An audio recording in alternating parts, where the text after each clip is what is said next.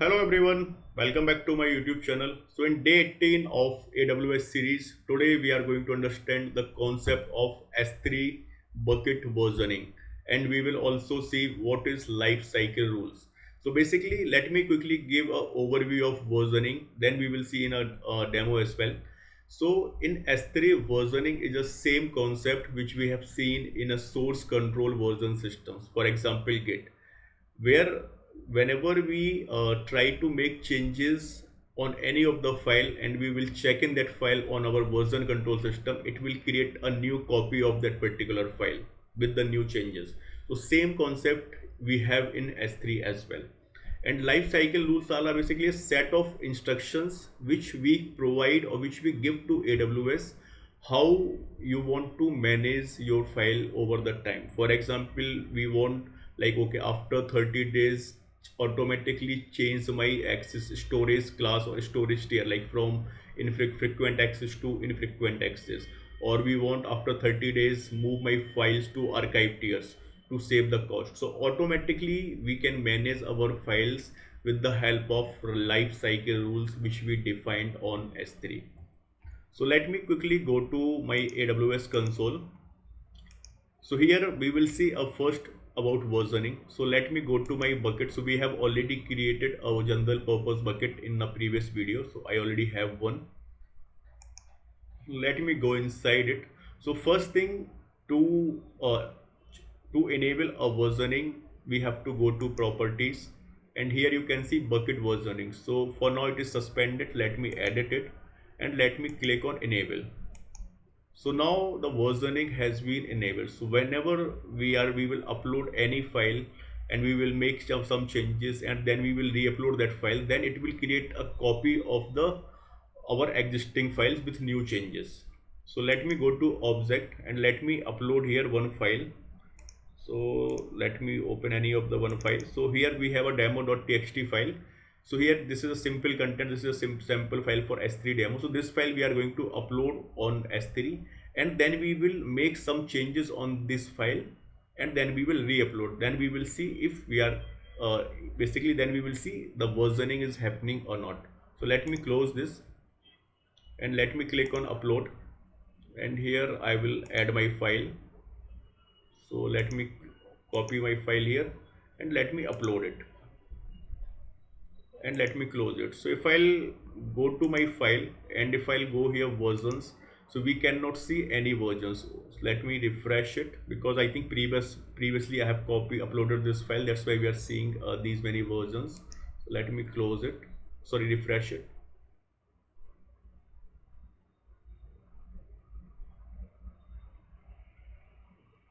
Okay, just leave. You can see the type delete marker. So we are just not worrying about these files because we have already set a delete marker. This is the current version you can see here. So let me delete these files first, this version first. So let me hit on permanent delete, so we will not confuse during the demonstration. Let me do that, delete objects. Okay, so now we have only one version of our file, which is the current version. You can see a tag here as well. So now what I will do,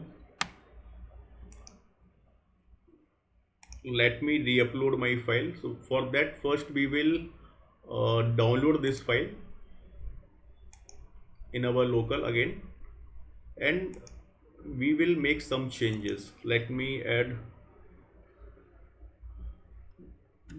this is for demo.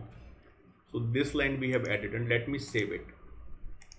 Now what I will do, I will again go back to my repos and I will again upload this file.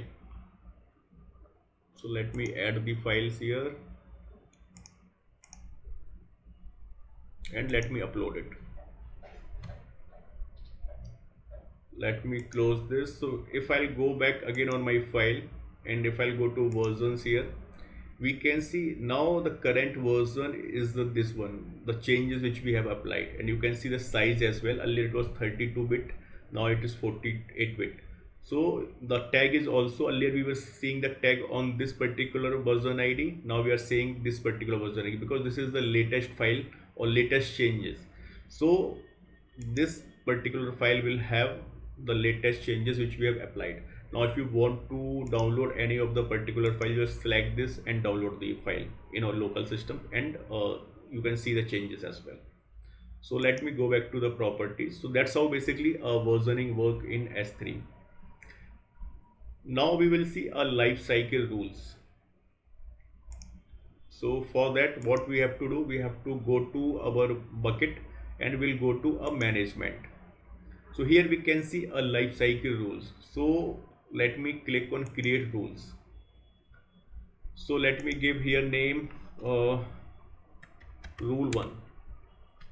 So you can specify the scope for this particular rule. So there are two options: limit the scope of this rule using one or more filter, or apply to all objects in the bucket. So let me select this. So basically we are applying this rule to all the files which we are going to upload in S3 bucket. So let me acknowledge it.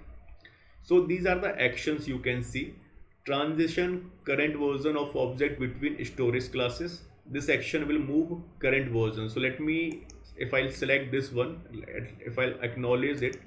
So the current storage class version which we have, for example, we have standard. So let me go back, open another tab. So here we want to move the current storage transaction from which storage class. So we can see, and day after object creations.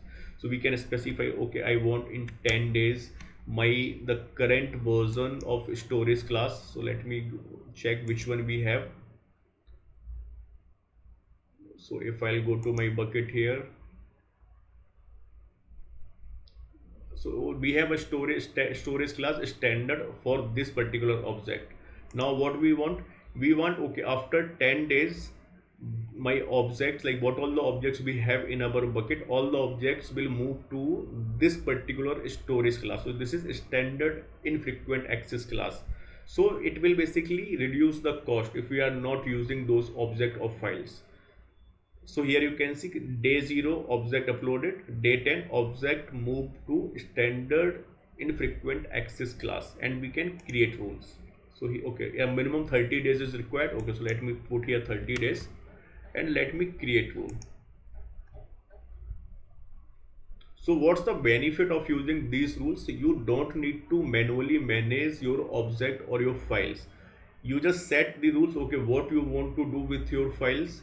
Automatically the life cycle rules, like based on the days which you have defined in the rule, accordingly it will do a transitions of your object, like whatever the action you have set up in your life cycle rules. So it will basically reduce your manual effort as well. And sometimes basically people forget, okay, after maybe month or two they think, okay, oh, I forget to move my all the files, to reduce the cost from standard tier to standard IA or another tier as well.